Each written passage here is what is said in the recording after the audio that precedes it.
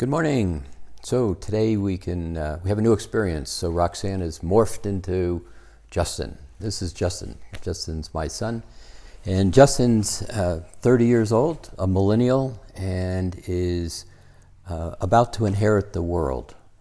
And so I thought we would have a conversation with regard to what does that world look like that you're inheriting, and how do millennials and people your age who are now stepping into roles of parenting, roles of business, etc., how do you see the world that you're fitting into, and how does your mindset begin to really shape that world in terms of, and are you a typical millennial in terms of people having expectations or willing to work at creating that world that they want?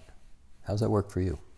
I don't know if I'm typical. I think I had a lot of advantages from learning certain tools, growing up, watching you do the things you do. But the world it's just different depending on where you're sitting. I mean, if you're in an environment with a lot of resources, and there's a lot of different opportunities, and there's lots of chances to be successful and go out and do numbers of things, and different pieces you can do. But also, if you're thinking about the environment or politics or international things like that, it's scarier. There's a lot of negativity to look at. So I think it really depends on your frame of reference or your viewpoint or where you're putting your attention. I know a lot of people that focus really deeply into the things that are upsetting them, and they kind of spin in that. And then I know people that are just centered on what's making them happy or what they're enjoying, and they're ambivalent or very separate from a lot of the negativity in the world. So it's different for everybody, but it depends on where you're sitting and what you're focused on. Yeah. So you had an interesting take, and I think there's a lot of younger people who have the same desire. You made it actually happen. I mean, you wound up having a job in one of the premier places of money today, Silicon Valley in the Bay Area in California. You got paid a lot of money, although your rent was like $3,000 a month for a one-bedroom apartment, which was outrageous, but it was all relative. You chose to save money. You were married. Nina was saving money. And then you both said, bag it, I'm out of here. And basically took off for the better part of a year and went to Asia and South America and traveled around the States and came back and are now settling down. But and that's a dream I think a lot of people have. But do a lot of people actually your age have that dream? Is work important? Is travel more important? How do they manage it? Because we have a lot of the people that are in Mastering Alchemy. We had a conference one time, and one woman stood up and said, "What's with all these millennials? They don't come to work. They come and they do what they want, or then they quit. And I'm a hospital administrator, and we're hiring them, and they don't even show up, and it's at-risk patients that they're supposed to be taking care of." So that's kind of a rap that gets laid on younger people in a way. How real is that? And how does it again begin to move towards inheriting a world that you're all going to be responsible for shaping for the next generation? I think it's things are moving so fast that the term millennials is so broad. It doesn't often capture things accurately. So for me, we came out of college at a time when the economy was collapsing and jobs were hard to find, and you went into school thinking that you're going to have 15 different opportunities and get some fantastic job and be in charge of everything by the time you're in your second year in your career. And then you ended up finding that there were far less opportunities, and it was at a far lower level, and you needed to work your way up. And so, but I know a lot of people who worked hard, or who did well in school, or who just pursued the right opportunities and were willing to kind of put the time in at the beginning, who are really successful now, who are traveling, who are buying houses, who are doing all kinds of things. And they kind of shift that typical rap that is easy to stereotype a millennial person with. They work. I have friends that are role models because they work 80 hours a week, Sure. And I've never known an adult, who put in 3 a.m. mornings 5 nights in a row. Sure. For a construction friend of mine. But I also have friends that chose that mentality walking out of school, that they were a victim or that there weren't opportunities, and they were supposed to go into teaching, and instead they spent 5 years working in retail and were really unhappy.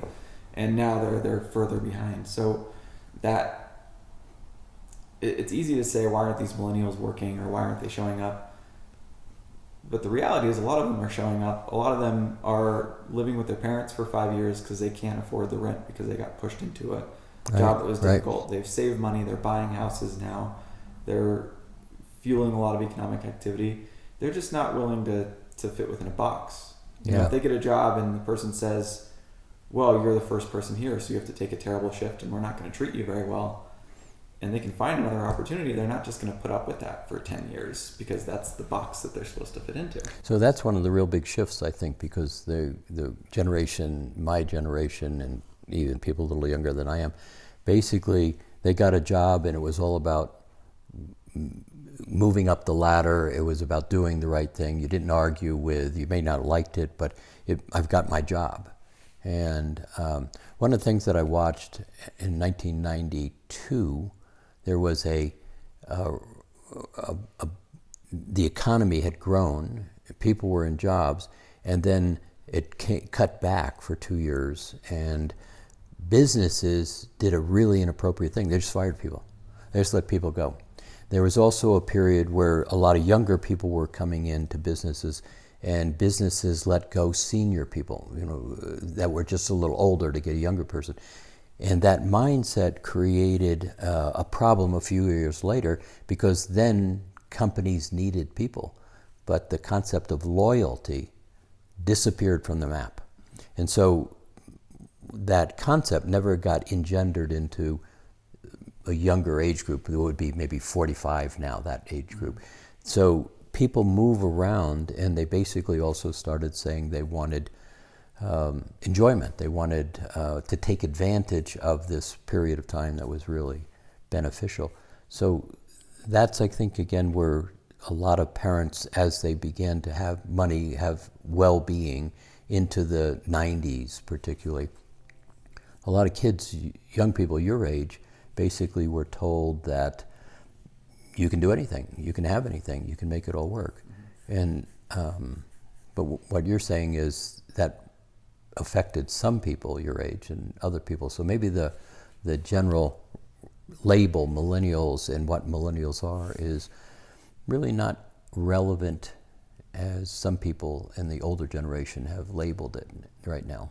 Well, I mean, within 5 years, you had someone like me who came into an incredibly difficult economy, just having watched the world, teeter on the brink and knowing that things were really fragile, to now, if the kids graduating college, there's virtually no unemployment. They're in hot demand.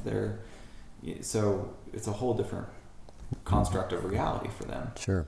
But I think there's never been, in my world, any reason to be loyal to a company or to the place that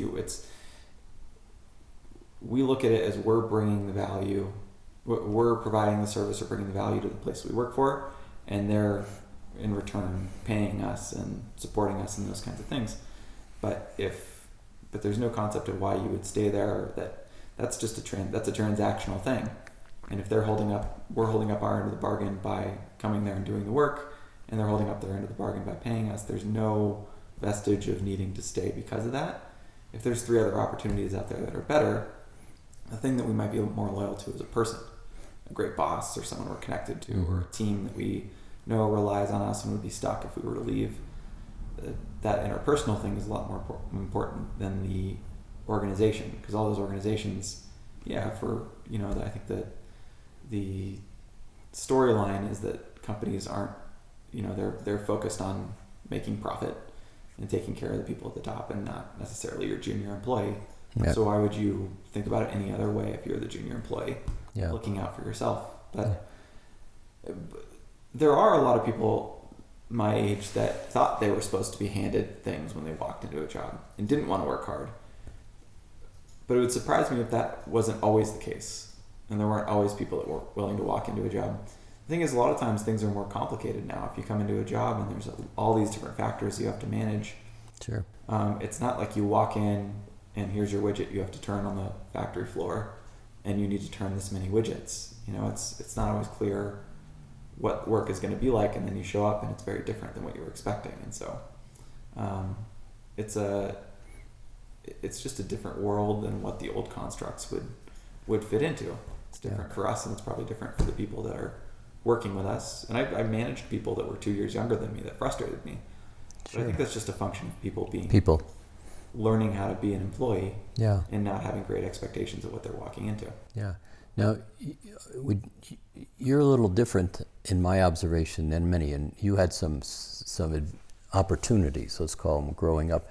In real terms, you grew up with a mother and father who were very psychic. We basically ran an institute of training people into using their clairvoyance and their healing skills and managing energy. And you grew up as from the beginning in that energy. You would come into that energy. You would do things with people in that energy. So when you look at your skill set and you still use those tools, the rose is real to you, and tell me about those kind of tools that you use. But the ability to navigate life for you, is that really different with that skill set than how you watch other people navigate their own lives at your age? Yeah, absolutely. So how did that benefit you? There's a lot of different ways. Some of it is just under the surface, kind of innate, and then sometimes it's more conscious. If I went a long time without meditating consistently, and found that when I started back into it, it was much easier to manage things that were challenging, or to see when something wasn't about me, and that my frustration wasn't going to change the outcome of that situation, or just to stay centered and present. Mm-hmm. So often it's really easy not to be in present time.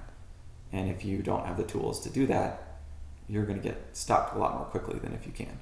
Yeah. And it's been really interesting. I've heard anecdotally and found that a lot of the people that I've personally seen that have been really successful have some sort of way to stay in present time, right, and stay centered and that kind of thing. And a lot of people that don't, it's because they get very far down a train of thought or whatever it is, and they're 10 steps out of something that, they're just in step one, or step one hasn't even happened, and they just looked at, what if this next step happens, then this and this and this, and they're all of a sudden really unhappy about something that's going to happen in 2 weeks that none of the wheels have even started turning.